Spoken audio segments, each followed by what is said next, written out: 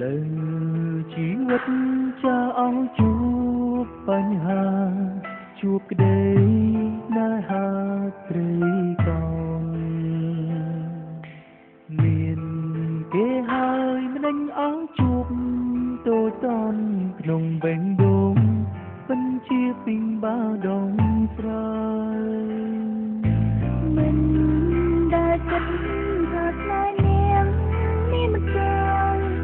តែចិត្តមួយនេះមិនស្ដាប់ពីបំផុតមានតែកា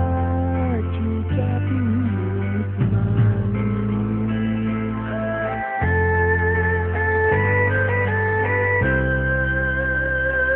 មិនចង់ឡើងឲ្យឈឺចាប់តែបេះដូងរ៉ាប់រងមិនបានណែកលយានមាននិង្ស័យគ្មានវិណាគឺតែមួយដើរបីនាងពិតមានម្នាក់ត្រូវខ្លាចសារស្រ័យបញ្ហាឲ្យអូននាងបញ្ចប់បងមិនអាចចង់រូបគេសូមមានមេត្តាជំងឺបេះដូងរបស់អ្នកនាងគឺទុកខ្លាំងហើយបញ្ញាព្យាបាលទៅតាមចិនត្រូវមកមុនអូនមកក្រោយដឹងខ្លួនហើយថាគ្មានវាសនាស្រីស្នេហាបានត្រឹមទាំងភ្នែកអរគុណទេបងមានចេតនាធ្វើអូនឈឺចាប់ទេតែបងពិតជាមិនអាចចង់រីកទេបានអរគុណទេបងមិនចាំបាច់សុំទោសអូនទេតែប៉ុន្តែសម្រាប់គុំលិខិតដែលតម្រូវឲ្យពួកយើងទាំងពីរជួបគ្នា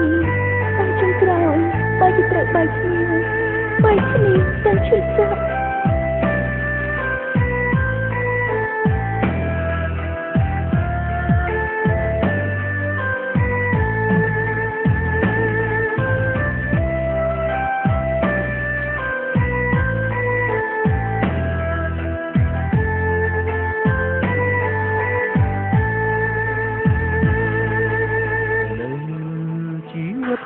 ចាអស់ជួ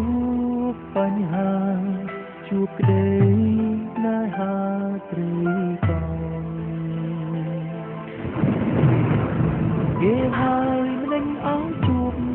តូចចំក្នុងបេងដូងពិនជាពីបាដងស្រ័យមិនដែលគិតថាស្នេហ៍នាងមានមិនចាតែចិត្តមួយនេះមិនស្ដាប់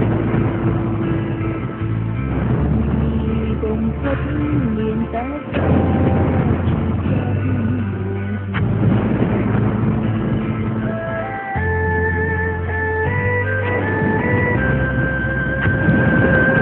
ចង់ឡើងឲ្យឈឺចាប់តែបេះដូងរ៉ាប់រងមិនបានតែcònយ៉ាងមាននិង្ស័យគ្មានវិណាគឺតែមួយដើរបីនាងពិតមានម្នាក់ត្រូវខ្លាចសារស្រ័យបញ្ហាឲ្យអូននាងបញ្ចប់បងមិនអាចចង់រូបគេសូមបងជាយាមរកគ្រូពេទ្យប្រកាសតែអូនព្យាបាលអូននៅបានអូនទូខំដែរបងស្័យដល់នឹងគ្នាជារៀងរាល់មកមុនអូនមកក្រោយដឹងខ្លួនហើយថាគ្មានវាសនាស្ដីស្នេហាបានត្រឹមទាំងភ្នែកបងមិនអាចចង់រូបគេសូមមានមេត្តាអង្គភ័យចង់ដាក់ទុំអង្គបងស្័យតាមចិនត្រូវការពេលមកមុនអូនមកក្រោយដឹងខ្លួនហើយថាគ្មានវាសនាព្រោះតែថាអូននាងទីបី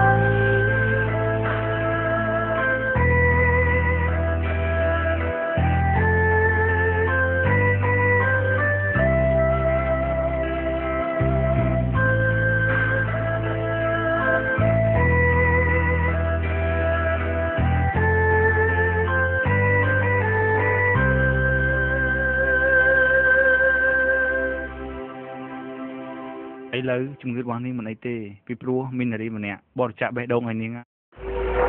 បរិច្ចាគបេះដូងនរណាគេទៅលោកគ្រូពេទ្យគឺមាននារីម្នាក់ប៉ុន្តែឥឡូវនាងកំពុងតែនៅក្នុងបន្ទប់សង្គ្រោះបន្ទាន់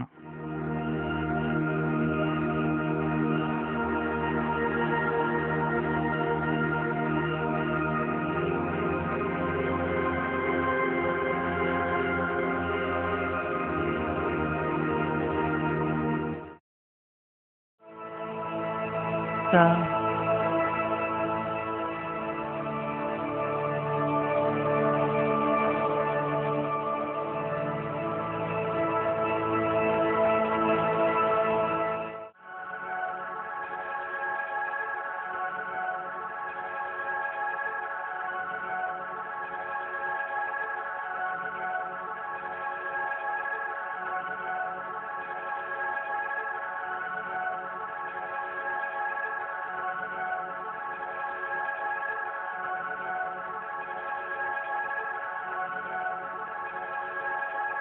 តា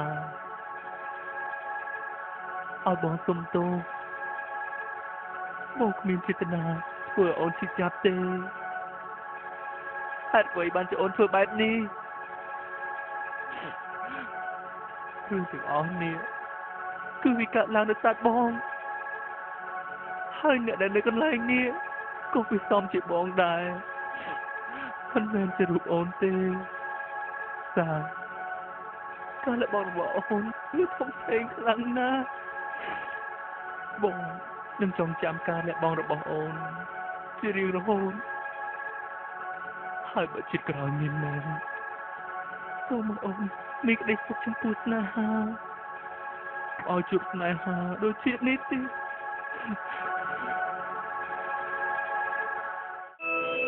មកមុន